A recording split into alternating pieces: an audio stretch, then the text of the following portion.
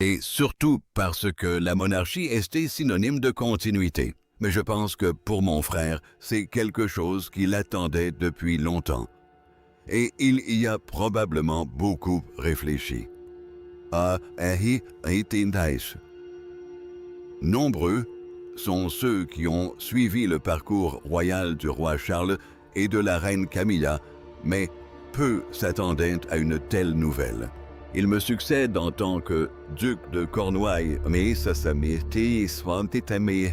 et reprend les responsabilités pour cela.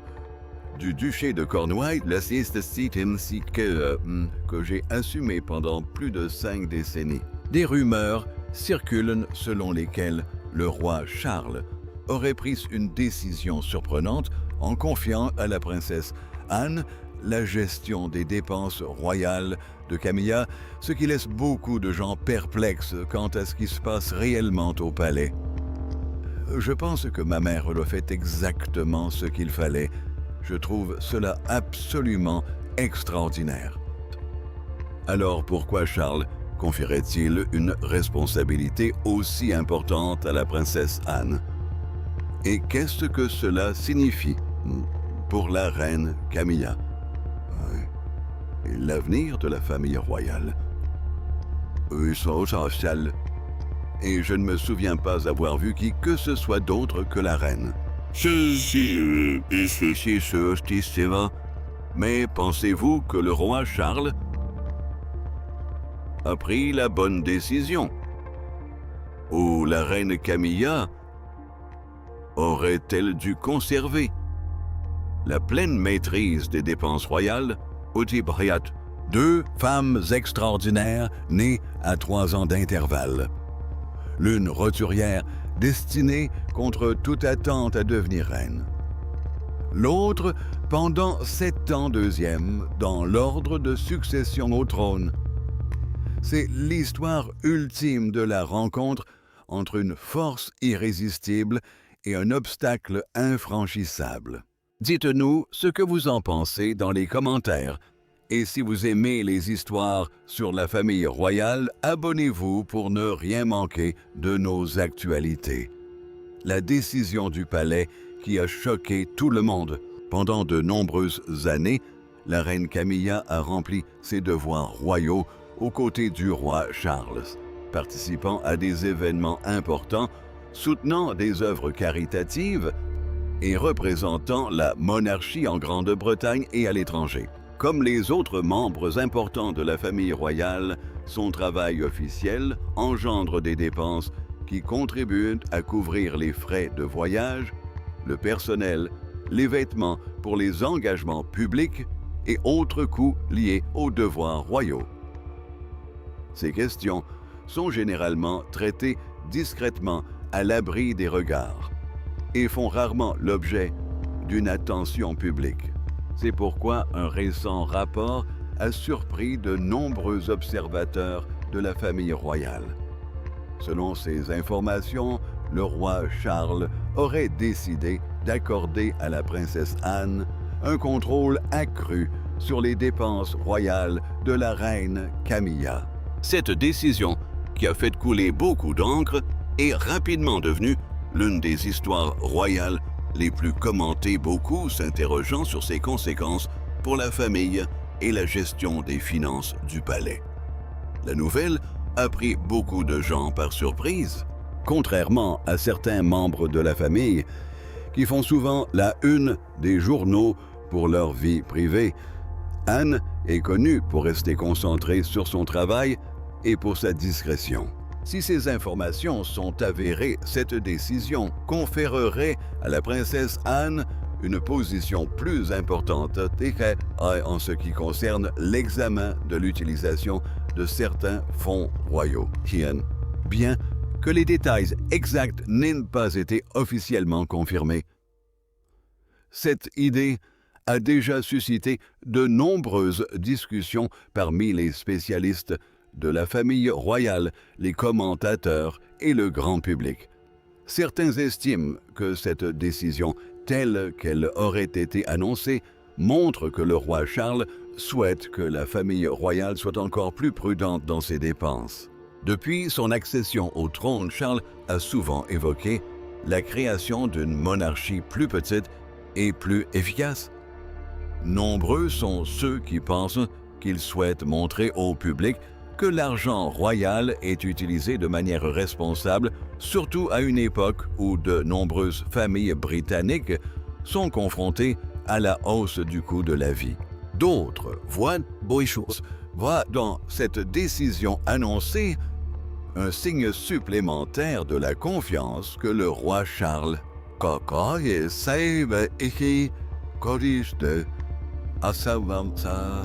sa sœur.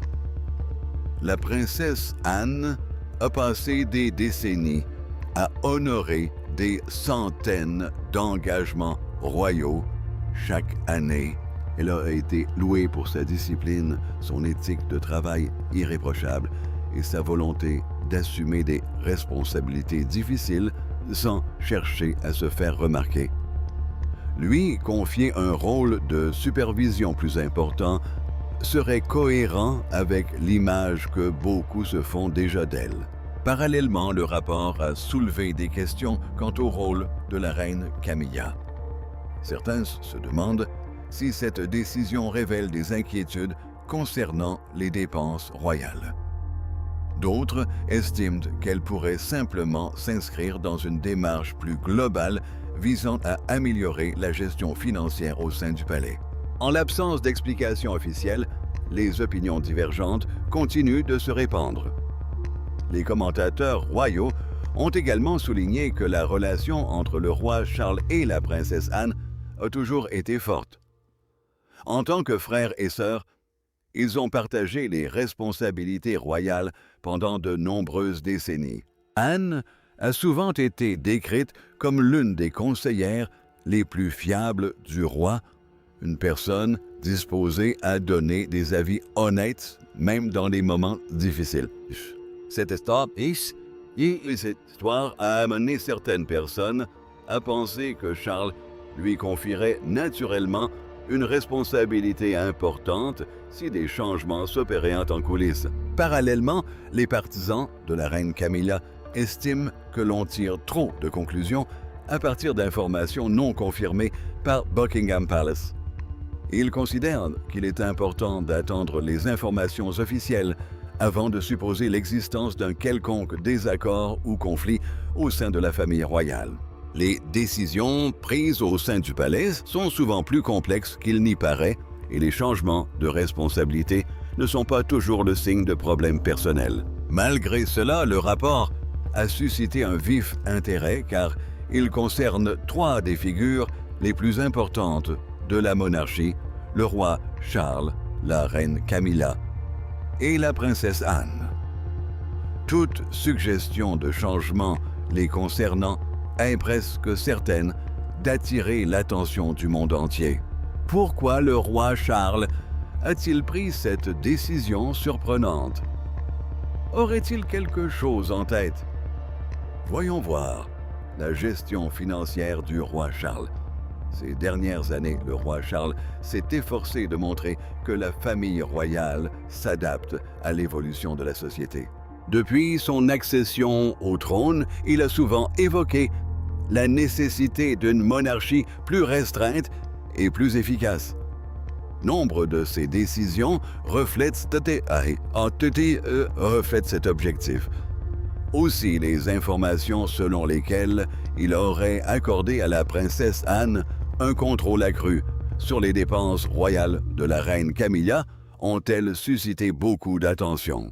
Bien que le palais n'ait pas officiellement confirmé ces affirmations, de nombreux observateurs royaux estiment qu'une telle décision s'inscrirait dans la stratégie à long terme de Charles concernant la gestion de la monarchie.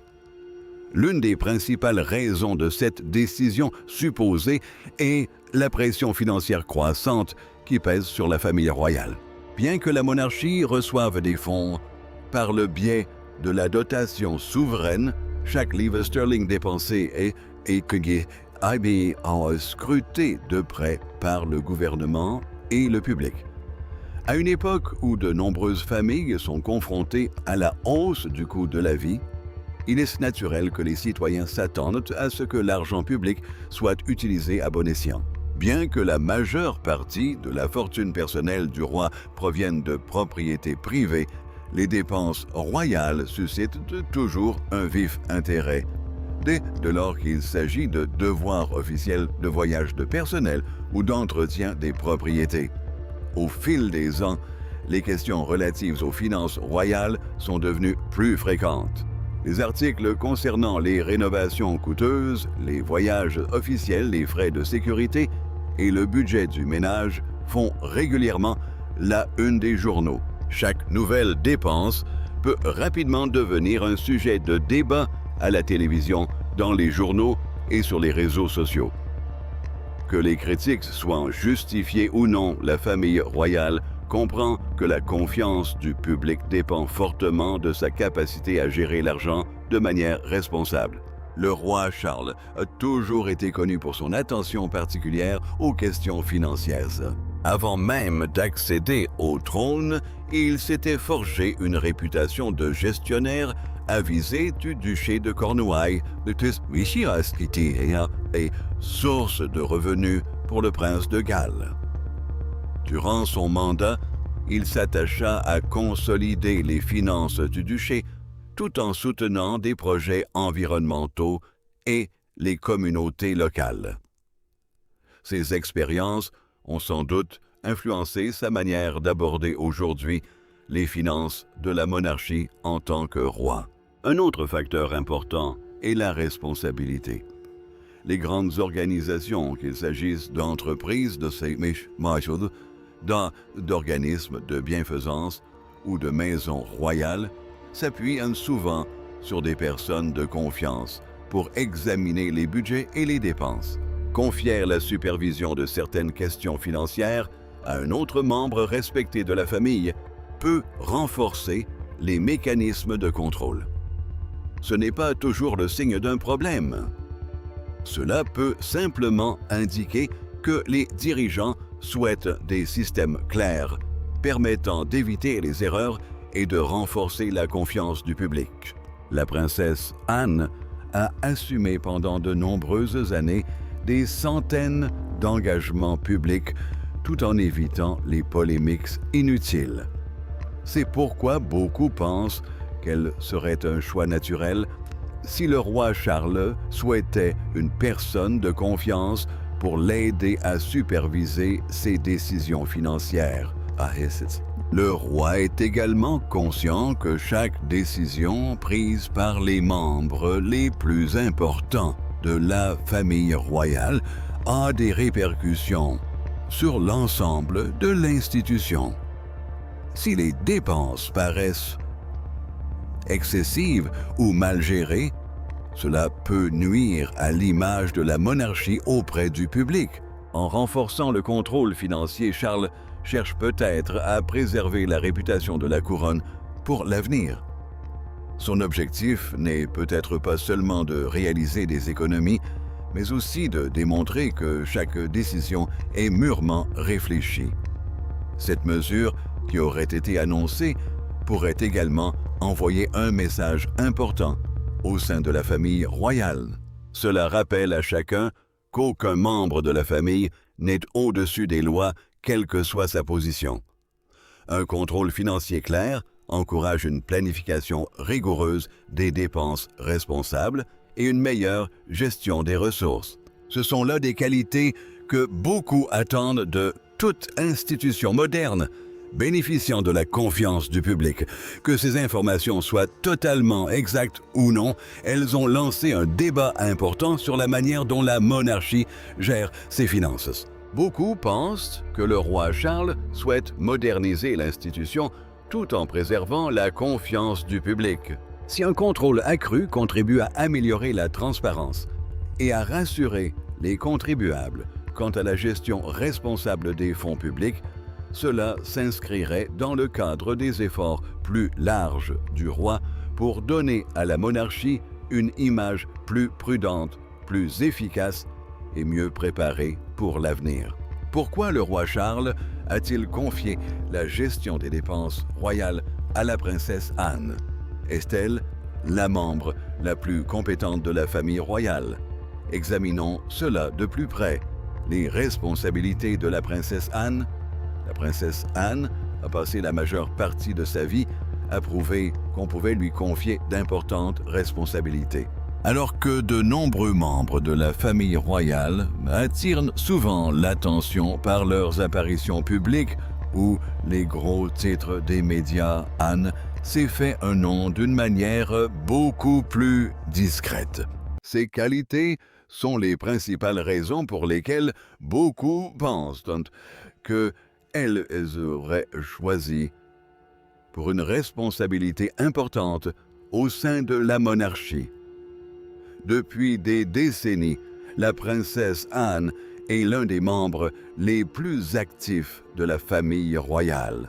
Année après année, elle a effectué des centaines d'engagements royaux, visitant des œuvres caritatives, participant à des événements publics, soutenant des organisations militaires et représentant la couronne en Grande-Bretagne et à l'étranger. Elle recherche rarement la reconnaissance pour son travail et se concentre plutôt sur l'accomplissement de chaque tâche du mieux qu'elle peut. Son dévouement lui a valu le respect des partisans de la famille royale, des représentants du gouvernement et de nombreuses personnes qui la suivent depuis des années. L'une des plus grandes forces d'Anne est sa discipline. Elle est connue pour respecter son emploi du temps et pour prendre chaque devoir royal au sérieux, qu'il s'agisse d'un événement d'État majeur ou d'une visite dans une communauté locale. Ceux qui ont travaillé avec elle la décrivent souvent comme une personne méticuleuse, ponctuelle et très exigeante envers elle-même. La princesse Anne est également connue pour son mode de vie modeste comparé à celui de nombreuses personnalités publiques. Bien qu'elle soit un membre important de la famille royale, elle n'a jamais cherché à étaler sa richesse ni à mener une vie excessivement glamour. Elle privilégie plutôt les choix pratiques et se concentre sur son travail plutôt que sur le luxe. On l'a souvent vue porter des vêtements qu'elle possède depuis des années, ce qui montre qu'elle pense que les beaux vêtements doivent être réutilisés plutôt que remplacés simplement pour suivre la mode. Cette approche simple a impressionné beaucoup de gens, surtout à une époque où les dépenses publiques sont scrutées de près. Son approche prudente en matière d'argent a également renforcé son image. Anne comprend que les finances de la famille royale sont toujours sous le feu des projecteurs et elle a toujours pensé que chaque dépense devait être judicieuse et bien gérée. Plutôt que d'encourager les dépenses inutiles, elle est connue pour prendre des décisions pratiques et respecter l'importance d'une utilisation judicieuse des ressources. De ce fait, beaucoup l'aperçoivent comme une personne qui privilégie la responsabilité aux apparences. Une autre raison pour laquelle Anne inspire confiance est sa longue tradition de loyauté envers la couronne. Tout au long de sa vie, elle est restée fidèle à son engagement de soutenir la monarchie dans les bons comme dans les mauvais moments. Elle a continué à remplir ses fonctions malgré les critiques publiques, les désaccords familiaux et les changements majeurs au sein de la famille royale. Au lieu de se laisser entraîner dans des drames inutiles, elle est restée concentrée sur le service de l'institution dans laquelle elle est née. Son expérience fait également d'elle un choix naturel pour des responsabilités accrues. Ayant passé des décennies à travailler aux côtés de différentes générations de la famille royale, Anne comprend comment la monarchie fonctionne en coulisses.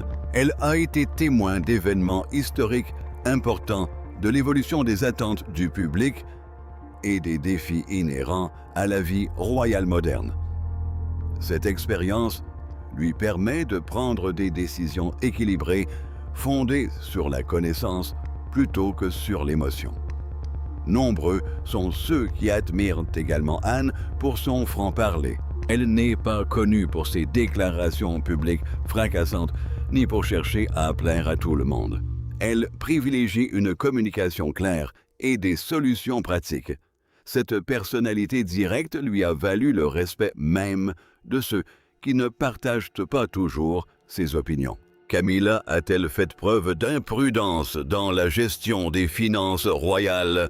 Oui, ou s'agit-il simplement d'une manœuvre pour renforcer cette gestion? Voyons cela de plus près.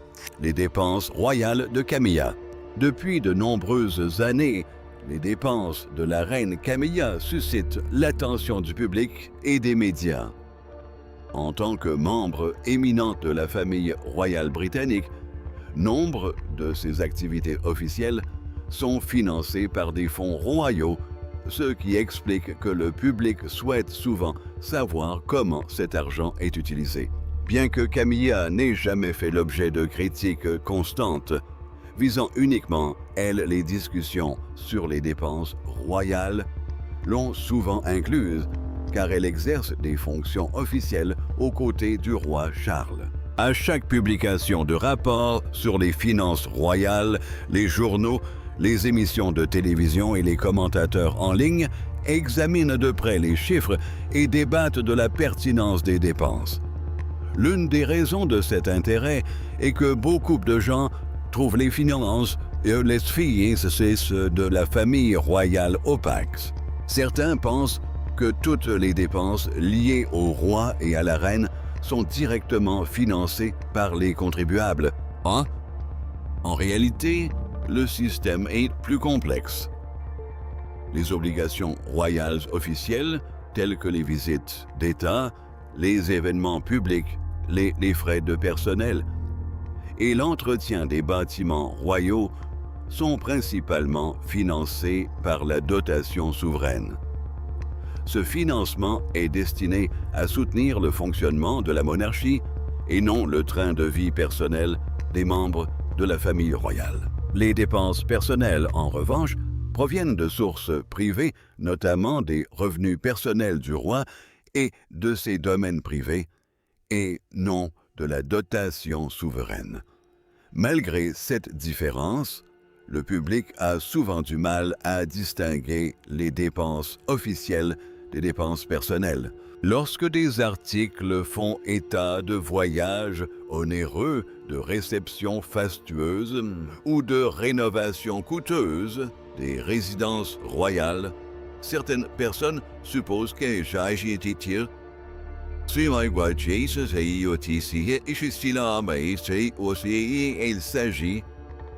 de luxe personnel. Cependant, dans de nombreux cas, ces dépenses sont liées à des fonctions officielles ou à l'entretien de bâtiments historiques qui constituent également d'importants monuments nationaux. Malgré cela, les critiques continuent de se demander si chaque dépense est nécessaire, surtout en cette période où de nombreuses familles sont confrontées à des difficultés financières. Camilla a également fait l'objet d'une attention médiatique en raison de sa position au sein de la famille royale. Depuis son accession au trône, chacune de ses apparitions publiques, chaque visite à l'étranger et chaque événement royal est scruté de plus près qu'auparavant. Les journaux ont parfois mis en lumière le coût des tournées royales, des vêtements de la sécurité et des engagements officiels. Si certains rapports estiment ces coûts excessifs, d'autres soulignent que nombre de ces dépenses relèvent des fonctions attendues du roi et de la reine plutôt que de dépenses personnelles. Une autre raison qui alimente le débat est la discussion plus large sur l'avenir de la monarchie. Certains estiment que la famille royale apporte une contribution culturelle, diplomatique et caritative importante à la Grande-Bretagne. D'autres soutiennent que les dépenses royales devraient être réduites et rendues encore plus transparentes. En raison de ces divergences d'opinion, Tout rapport financier concernant la monarchie devient souvent un sujet d'actualité majeure.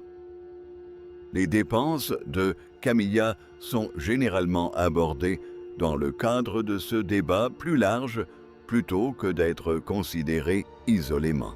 Malgré ces explications, les discussions sur les dépenses de Camilla persistent à chaque publication de nouveaux chiffres financiers. La supervision de la princesse Anne pourrait-elle entraîner des changements dans la gestion du budget royal? Comment son nouveau rôle influencera-t-il les décisions prises au palais? Examinons cela de plus près. Importance du nouveau rôle d'Anne. La princesse Anne a toujours été reconnue comme l'un des membres les plus travailleurs de la famille royale. Elle s'est forgé une réputation au fil des ans pour sa méticulosité, son organisation et sa capacité à accomplir ses devoirs discrètement sans chercher à se faire remarquer. De ce fait, les informations selon lesquelles elle aurait un pouvoir de contrôle accru sur les dépenses royales de la reine Camilla ont suscité de nombreuses discussions. Bien que les détails complets de cet accord n'aient pas été officiellement confirmés, de nombreux observateurs de la famille royale estiment que si un tel rôle existe, il pourrait avoir un impact important sur la manière dont certaines affaires du palais sont gérées. Une des modifications possibles serait que les décisions financières fassent l'objet d'un examen supplémentaire avant d'être approuvées. Cela ne signifie pas nécessairement qu'il y a un problème avec la façon dont l'argent a été géré par le passé. Cela pourrait simplement indiquer que le palais souhaite être encore plus vigilant quant aux dépenses publiques. Le fait qu'un autre membre expérimenté de la famille royale examine les dépenses pourrait contribuer à garantir que chaque décision soit conforme aux objectifs de la monarchie et réponde aux attentes du public. Ce type de contrôle pourrait également favoriser une meilleure planification. Les grands événements royaux, les visites officielles, les apparitions publiques et les activités caritatives nécessitent souvent des budgets détaillés. Chaque événement implique des frais de déplacement de personnel de sécurité, de vêtements de transport et bien d'autres coûts. Si un autre membre de confiance de la famille participe à l'examen de ces plans, il sera peut-être plus facile de repérer les domaines où des économies peuvent être réalisées sans nuire à la qualité du travail royal. Un autre résultat possible est un renforcement de la collaboration entre les membres les plus importants de la famille royale. Gérer la monarchie implique bien plus que des apparitions publiques. En coulisses, de nombreuses personnes travaillent ensemble pour organiser les emplois du temps, gérer les finances, préparer les événements et superviser les fonctions officielles. Si la princesse Anne joue un rôle plus important dans l'examen des questions financières, cela pourrait favoriser une communication plus étroite entre les différents services du palais. Une meilleure communication aide souvent les organisations à éviter les erreurs et à prendre des décisions plus rapides et mieux éclairées. Cet arrangement, tel que rapporté, pourrait également soutenir les efforts plus larges du roi Charles pour présenter une monarchie moderne. Depuis son accession au trône, Charles a souvent évoqué la création d'une famille royale plus restreinte et plus efficace. De nombreux experts estiment que la réduction des dépenses superflues et l'amélioration de la transparence sont des éléments essentiels de cet objectif. Une attention accrue portée à la gestion des fonds royaux pourrait être perçue comme un pas de plus vers la démonstration d'une réflexion approfondie sur chaque dépense. Parallèlement, il est important de ne pas supposer qu'un contrôle accru signifie qu'il existe des désaccords au sein du pouvoir. Les grandes organisations mettent régulièrement à jour leur système de gestion à mesure que les responsabilités évoluent. Les gouvernements, les entreprises, les organisations caritatives et même les organisations familiales introduisent souvent des évaluations supplémentaires ou de nouveaux rôles de direction pour améliorer leur efficacité. Si une situation similaire se produit au sein de la famille royale, il pourrait simplement s'agir d'un effort normal pour optimiser la gestion financière plutôt que d'un signe de conflit. La confiance du public est une autre raison pour laquelle ce type d'arrangement pourrait avoir son importance. La famille royale fait l'objet d'une attention médiatique constante et nombreux sont ceux qui suivent de près l'utilisation des fonds publics liés aux fonctions royales. Même les dépenses les plus modestes peuvent faire la une des journaux.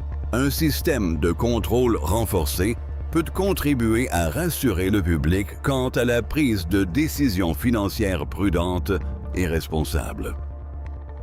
Une plus grande transparence et une meilleure responsabilisation contribuent souvent à instaurer la confiance, surtout à une époque où de nombreuses familles sont confrontées à leurs propres difficultés financières.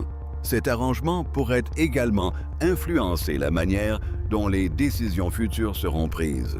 Si les principaux plans de dépenses nécessitent des examens plus approfondis, les services du palais pourraient consacrer plus de temps à la préparation des budgets et à l'explication de la nécessité de certaines dépenses.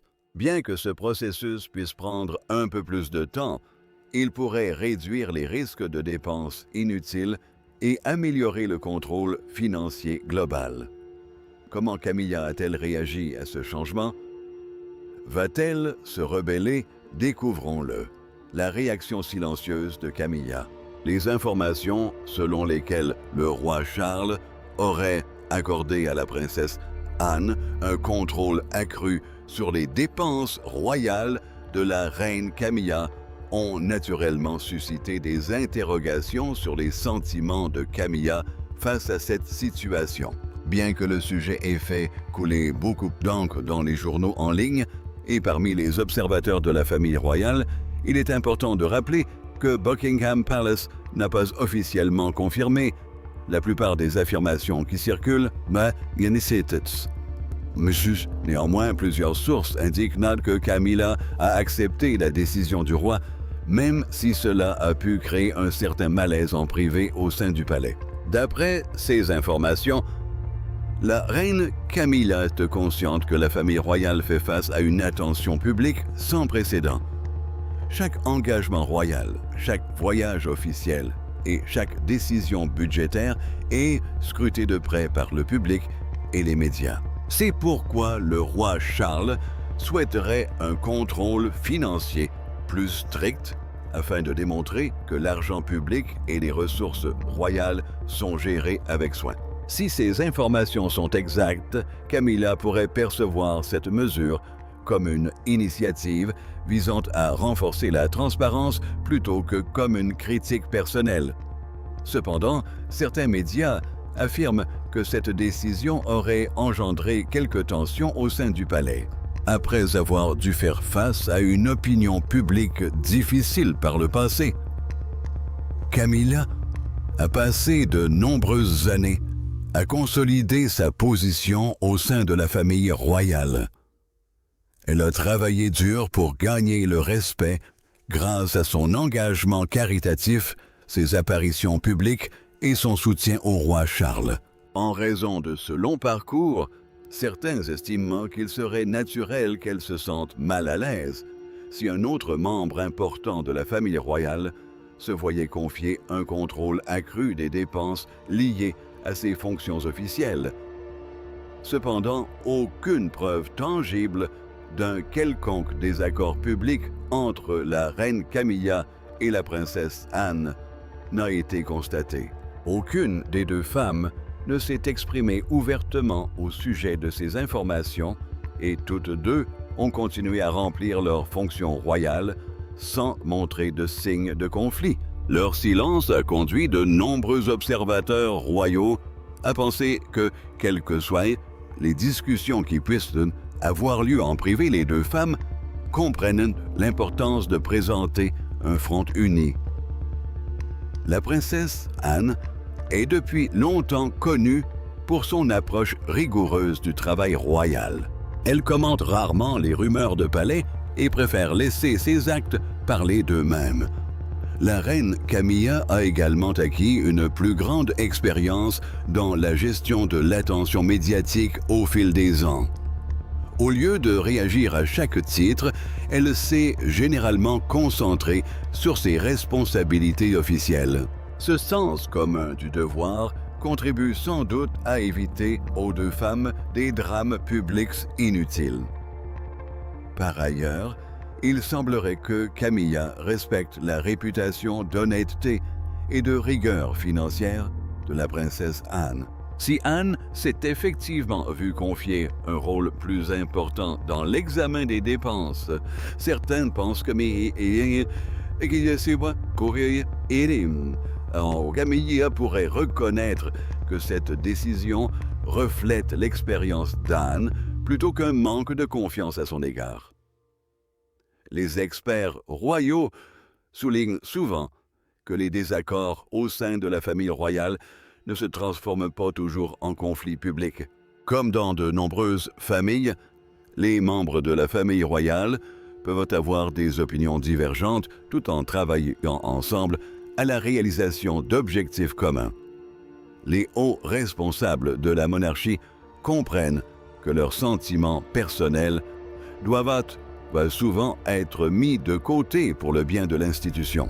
Lors de leurs récentes apparitions publiques, la reine Camilla et la princesse Anne ont continué d'assister à des événements officiels, de soutenir des œuvres caritatives et de représenter la couronne avec professionnalisme. Y a-t-il eu une quelconque tension entre Anne et Camilla? Ou est-ce le début d'une telle tension? Examinons cela de plus près. Lutte de pouvoir entre Anne et Camilla. La princesse Anne et la reine Camilla ont deux personnalités très différentes et de ce fait, de nombreux observateurs de la famille royale se sont souvent demandé s'il existait une lutte de pouvoir larvée entre elles au sein de la famille royale. Au fil des ans, des articles sur les tensions entre les deux femmes sont régulièrement parus dans les journaux, les magazines et les médias en ligne. Bien qu'aucun conflit n'ait jamais été officiellement confirmé, l'intérêt constant du public témoigne de la grande attention portée aux moindres faits et gestes au sein de la monarchie. La princesse Anne a consacré toute sa vie à des fonctions royales actives. Fille unique de la défunte reine Élisabeth II, elle recherche rarement l'attention et est souvent louée pour les centaines d'engagements royaux qu'elle assure chaque année. Anne a également gagné le respect pour son mode de vie modeste comparé à celui de certains autres membres de la famille. Beaucoup l'aperçoivent comme une personne qui croit en une planification rigoureuse, à une gestion financière responsable et qui place le devoir avant le confort personnel. La reine Camilla est entrée dans la famille royale d'une manière très différente. Sa relation avec le roi Charles a été scrutée de près pendant de nombreuses années avant leur mariage. Gagner l'adhésion du public n'a pas été facile, car beaucoup de gens se souvenaient encore de la princesse Diana. Cependant, Camilla a progressivement amélioré son image publique en soutenant de nombreuses œuvres caritatives et en se tenant aux côtés de Charles dans les moments difficiles. Aujourd'hui, elle joue un rôle important en tant que reine et accompagne régulièrement le roi lors d'événements officiels, tant en Grande-Bretagne qu'à l'étranger. Bien qu'Anne et Camilla soutiennent toutes deux le roi, elles ont des styles de travail différents. Anne est connue pour son franc-parler, son sens pratique et son souci d'efficacité, sans fioriture. Camilla, quant à elle, est souvent perçue comme chaleureuse, amicale et détendue lors de ses apparitions publiques. Ces personnalités différentes ont parfois laissé croire à l'existence de désaccords au sein du palais.